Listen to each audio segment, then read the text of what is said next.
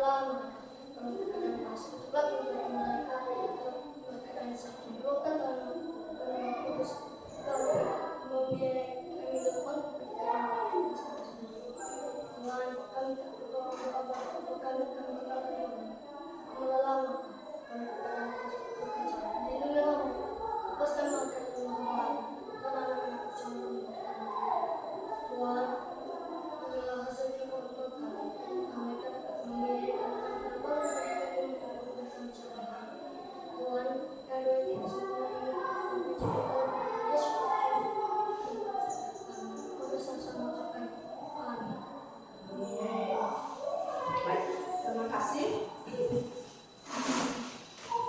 Dan sebelum kita melanjutkan, mari kita absesi dulu.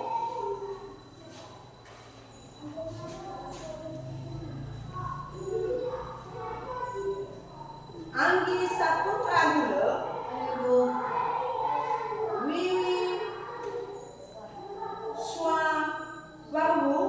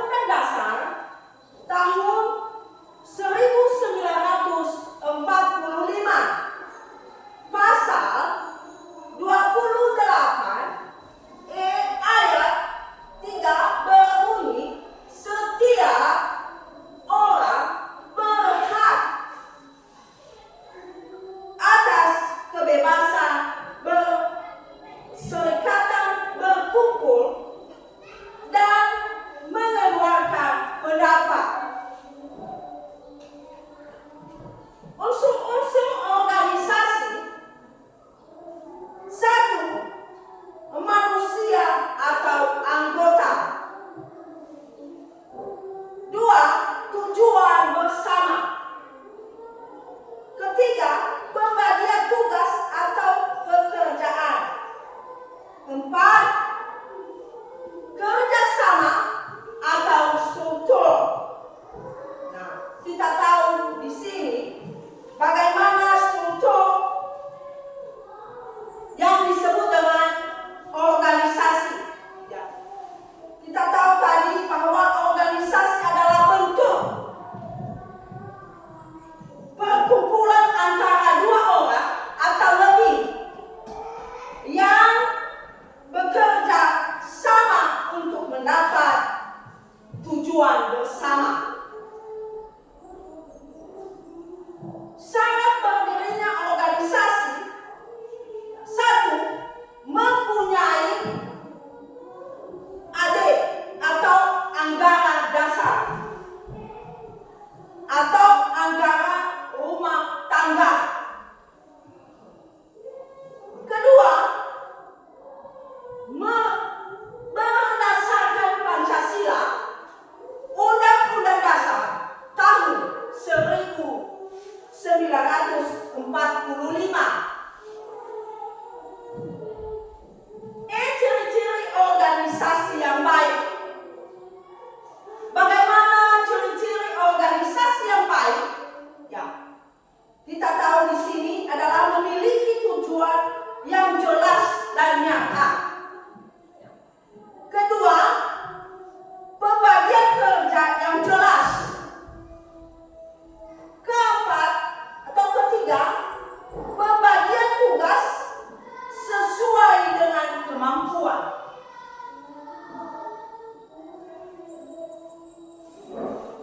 Keempat, azas keselasian antara anggota yang bertanggung jawab. 5, adanya koordinasi yang baik untuk semua bagian atas anggota. Nah, disinilah kita ketahui bahwa memiliki tujuan yang jelas dan sama. Bagaimana kalau tidak ada tujuan? Maka organisasi itu tidak jelas, tidak baik. Tetapi kalau ada ciri-cirinya, maka adalah yang bisa dimaksud dengan koordinasi yang baik untuk semua bagian atas anggotanya. Berikutnya, langkah atau cara berorganisasi yang baik. Kumpulan beberapa orang yang mempunyai tujuan yang sama. Kedua, kita melakukan pertemuan untuk menentukan struktur organisasi. Disinilah ada yang disebut dengan struktur organisasi, ada yang disebut dengan ketua, sekretaris, bendahara, dan seksi-seksi yang berguna. Ketiga, membuat pembagian tugas yang jelas untuk setiap anggota. Kita bagikan tugas-tugasnya. Ya, kalau bercampur ketua dengan anggota, maka tidak jelas itu nanti bagaimana pekerjaan masing-masing atau seseorang. Cara memilih ketua ada 3, yaitu disinilah ada memilih ketua. Ada 3. Satu, pemungutan suara. Ketiga, penunjukan secara langsung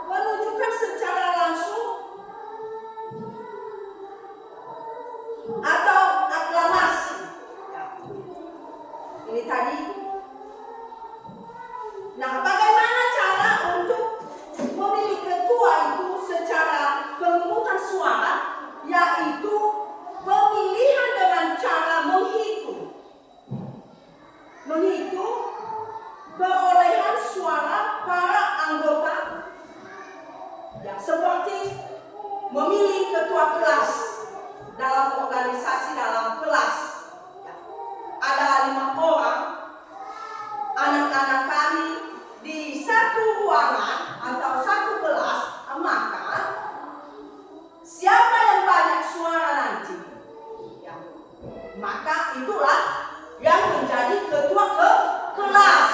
Nah, begitulah caranya untuk memilih secara pemungutan suara. Nah, kedua itu tadi menunjukkan secara langsung atau komunikasi. Nah, bagaimana itu? Yaitu pernyataan setuju secara lisan dari anggota. Seperti begini caranya. Ada 5 orang kan di dalam ruangan.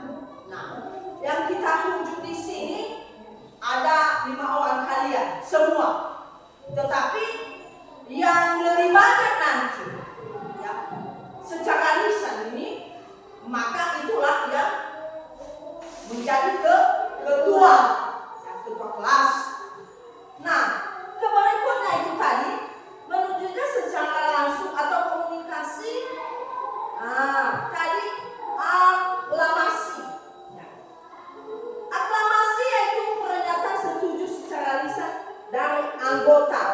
Nah, sama dengan yang kedua itu tadi, ya, menunjukkan langsung. Inilah yang saya mau menjadi ketua kelas. Nah, berikutnya pemimpin organisasi. Pemimpin organisasi adalah orang yang dituju untuk memimpin dan mempersatukan kelompok dengan organisasi. Peranan pemimpin sangat besar dalam organisasi, antara lain sebagai berikut. 1. Menciptakan kekompakan dalam organisasi yang dipimpin. Kedua, mampu menyelesaikan persoalan yang dihadapi dalam kelompok organisasi yang dipimpinnya. Ketiga, mampu memotivasi kerja bagi setiap anggota yang ada dalam kelompok organisasi yang dipimpinnya. Nah, seperti tadi khusus sudah kita pilih tadi, yaitu Nerca, ya kan, sebagai ketua kelas. Nah, disinilah selaku ketua harus dia memfasilitas bagaimana anggotanya itu apakah ada kekompakan atau tidak, ya kan? Nah, kalau ada kekompakan maka itu tanggung jawab dengan ketua kelas dalam ruangan atau dalam kelas. Nah, di sini hal-hal yang harus dimiliki oleh pemimpin adalah sebagai berikut. Ada hal-hal yang harus dimiliki sebagai pemimpin. Ya. 1. Memiliki sifat jujur. Nah, bagaimana cara untuk memiliki sifat jujur itu? Harus kita jujur. Harus kita terbuka. Itulah hal-hal yang harus dimiliki oleh pemimpin. Kedua, memiliki pengetahuan yang luas. Harus memiliki pengetahuan yang luas. Berikutnya, mampu memberikan pengarahan seperti Bapak kepala sekolah, ya, membina, mengarahkan anggotanya, ya, dalam hal yang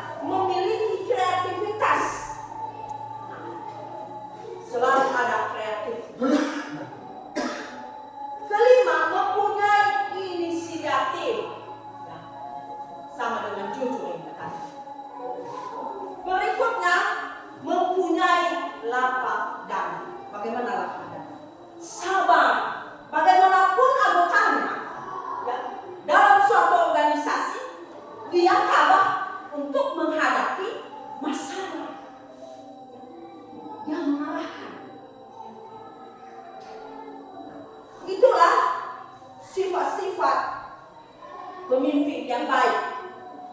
Ketujuh, mempunyai sifat adil. Begitulah kami Bapak Ibu Guru kepada anak-anak kami sekalian. Harus kami adil. Begitu kami Bapak Ibu Guru kepada atasan kami. Ya. Kami harus adil kepada kalian. Bagaimanapun tugas anak-anak kami tidak memenuhi. Ya. Karena seseorang ini ada kelemahan dan ada kekurangan. Begitulah anak-anak kami. Kesembilan atau kedelapan, suka bermusyawarah dalam mengambil keputusan. Sudah saya jelaskan tadi bahwa suatu organisasi itu harus ada musyawarah. Kita memusyawarahkan dalam mengambil keputusan, seperti memilih ketua kelas tadi. Ke-10, mempunyai sikap yang tegas. Nah ini, ya, contohnya ini. Nah, selaku kami Bapak Ibu Guru, kalau anak-anak kami tidak mematuhi peraturan di sekolah, maka kami harus tegas. Contohnya, kalau hari Senin tidak memakai pakaian seragam, maka Bapak Ibu Guru selalu memberikan ketegasan, menghimbau kepada anak-anak kami bahwa yang anak-anak kami itu harus rapi dan bersih. Nah itu. Ke-11, senang melakukan kegiatan yang baik. Nah ini harus kita melakukan kegiatan yang baik, bukan yang tidak baik. Disinilah kita ketahui bahwa kalau sudah kita melakukan yang baik, maka kegiatan kita baik. Selanjutnya, mempunyai kedisiplinan. Ini kan ada kedisiplinan dalam suatu organisasi. Kalau tidak ada kedisiplinan, maka organisasi itu tidak terlaksana dengan baik. Selanjutnya, ciri-ciri anggota organisasi yang baik sebagai berikut. Mau bekerja sama dengan anggotanya, dengan anggota yang lain.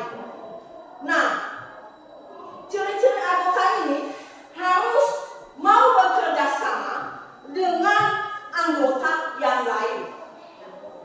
Kalau tidak bekerja sama, maka bukan dikatakan anggota organisasi yang baik. Tetapi kalau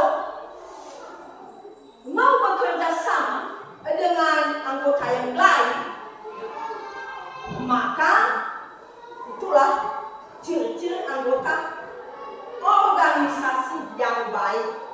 Berikutnya, melakukan keputusan yang sudah ditetapkan bersama.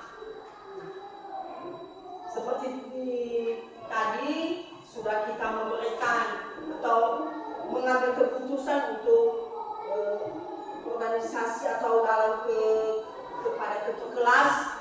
Inilah kita melakukan tugas seseorang, ya, kita menetapkan, maka harus kita melaksanakan dengan baik secara bersama. Berikutnya, ikut mendukung segala keputusan yang diambil bersama. Harus kita mengambil atau mendukung segala keputusan yang diambil bersama. Ya.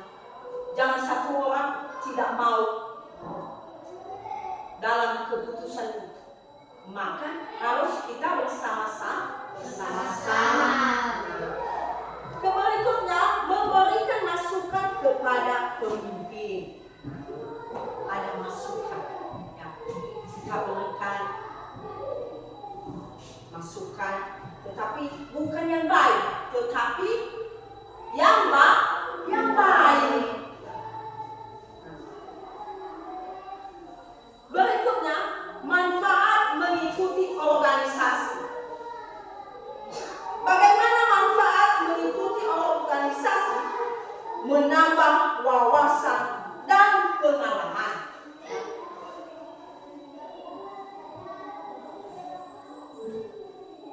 Berikutnya, mengetahui dan mengembangkan bakat.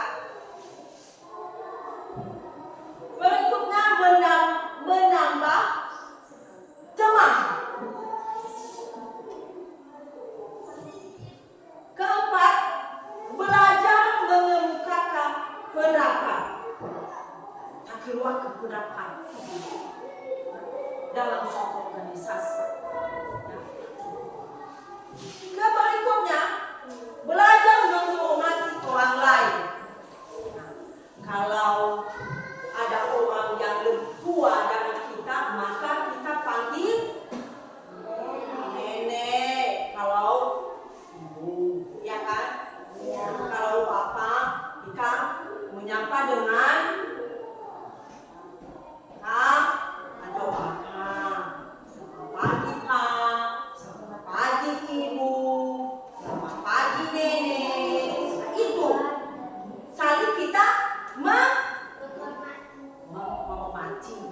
Nah,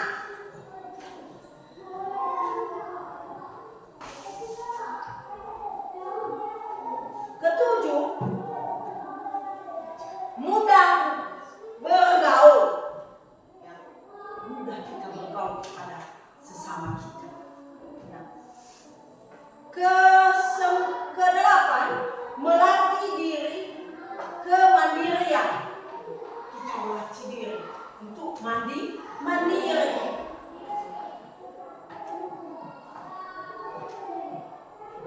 Sembilan, melatih kedisiplinan.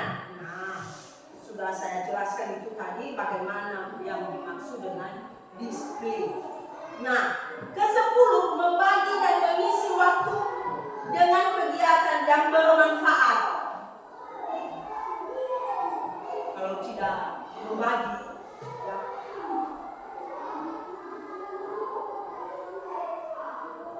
mengisi waktu dengan kegiatan yang bermanfaat, maka sia-sia.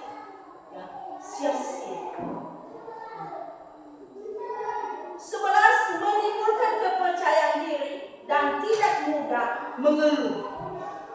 Apa saja itu yang harus kita laksanakan atau melakukannya, jangan sekali-kali mengeluh. Tetapi diri kita melaksanakannya dengan teguh.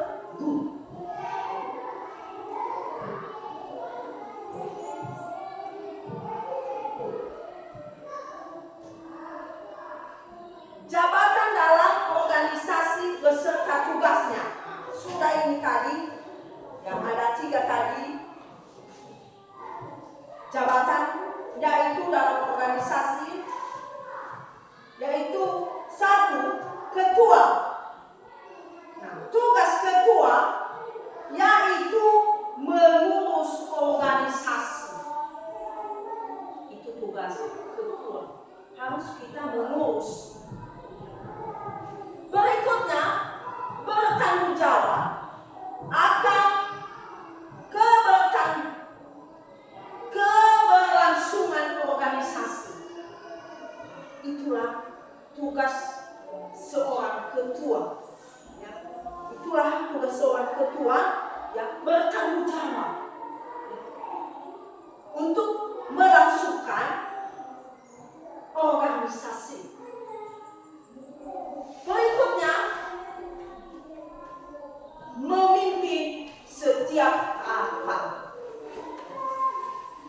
Yang mengadakan rapat. Kalau sudah ditentukan setiap 1 bulan harus ada rapat, maka ketua kelas atau ketua organisasi maka dia mengadakan rapat. Nah, berikutnya membuat rencana kerja. Membuat rencana kerja. Yang membuat hari ini tugas kita. Besok ini kerja kita dan seterusnya. Itulah tugas ketua organisasi. Kedua, wakil ketua membantu ketua dalam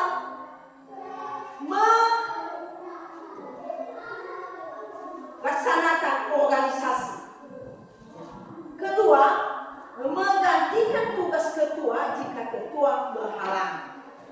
Contoh ini, kalau tidak ada ketua kelas, tapi ada wakil, ya kan? Itulah yang mengambil alih tugas ketua kelas. Berikutnya, sekretaris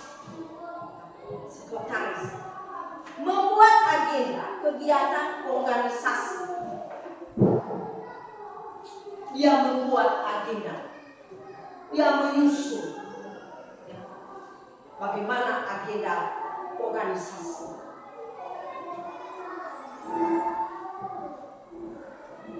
Berikutnya, membuat surat-surat yang diperlukan. Dia membuat surat-surat yang diperlukan.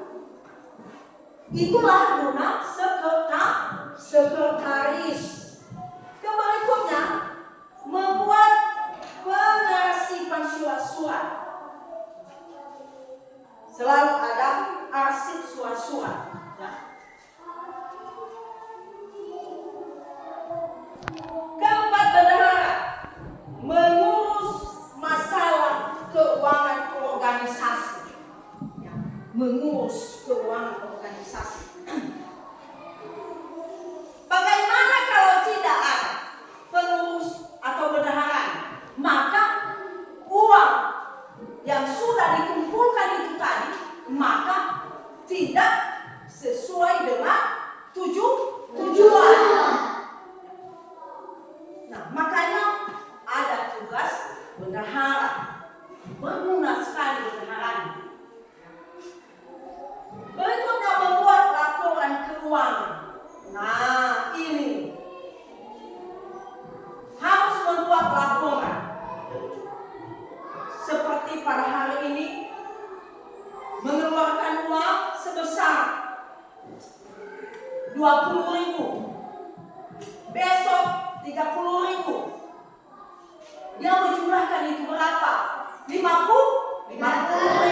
Itulah laporan keuangan bahwa pengeluaran pada hari ini dan besok sejumlah 50.000. Itu laporan keuangan. Berikutnya, membantu ketua dalam membuat rencana kerja. Bukan hanya menghitung-hitung uang, tetapi dia membantu ketua dalam membuat rencana kerja. Ini kerja kita Pak Ketua. Ini Bapak Sekretaris. Ini tugas kita. Nah, selanjutnya contoh seksi-seksi. Seksi di bidang dapat dibentuk sesuai kebutuhan, sesuai kegiatan dan jenis organisasi itu sendiri. Seperti seksi keamanan, seksi konstruksi, seksi kebersihan, seksi dokumentasi, seksi dekorasi. Nah, ini semua seperti di sini. Seperti anak-anak kami, ada seksi keamanan, contohnya seperti Sidare, ada seksi kebersihan. Nah, si Wiwi, pada hari ini kita membersihkan ruangan, harus bersih seperti pada hari ini. Nah, selanjutnya ini dokumentasi. Nah, apa saja yang perlu dipotret, maka dia memberikan dokumentasi bahwa pada hari ini sudah melaksanakan tugas dengan sungguh-sungguh atau dengan sabar. Pertama, satu organisasi formal. Di sini ada macam-macam bentuk organisasi. Ada organisasi formal, ada organisasi informasi, ada organisasi bisnis, ada organisasi resmi, ada organisasi tidak resmi. Nah, untuk organisasi formal adalah organisasi yang dibentuk secara sadar dan dengan tujuan tertentu yang disadari pula dan diatur dengan ketentuan yang formal. Itulah organisasi formal. Kedua, organisasi informal. Nah, di sini organisasi informal adalah organisasi yang dibentuk tanpa disadari sebelumnya. Tujuannya sudah tidak begitu jelas. Contohnya, klub sepeda motor, perkumpulan super klub sepak bola, dan lain-lain. Keempat atau ketiga, organisasi sosial. Organisasi sosial adalah organisasi yang mempunyai tujuan sosial. Organisasi semacam ini tidak berharap keuntungan dalam bentuk materi, uang materi. Nah, berikutnya organisasi bisnis. Organisasi bisnis adalah organisasi yang bertujuan untuk mendapatkan keuntungan dari hasil organisasi yang dibangun. Contohnya PT atau perseroan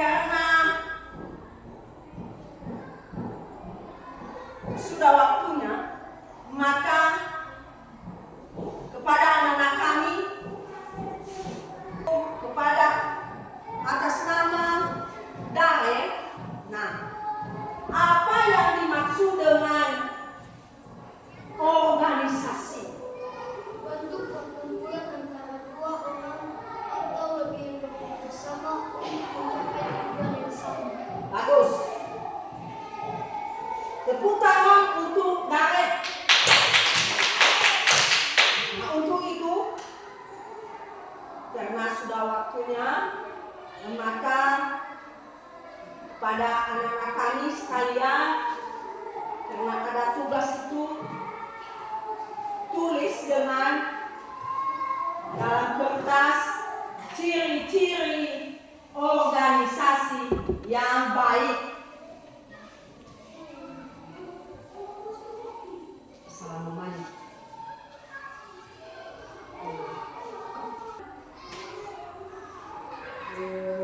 Tugas kita pada hari ini kepada anak kami Nerca ke depan untuk membawa kita dalam doa, karena tadi sudah kita awali dengan doa dan bernyanyi, maka kita mengakhirinya dengan doa dan bernyanyi kepada anak-anak kami.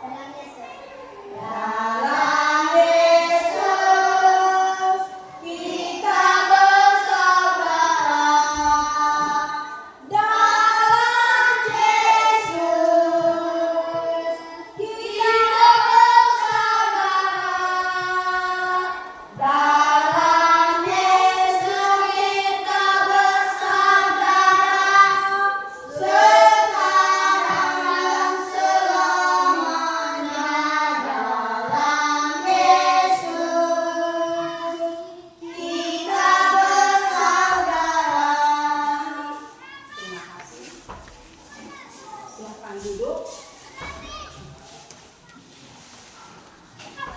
Baik, karena sudah selesai mata pembelajaran kita pada hari ini, maka kita keluar bermain-main.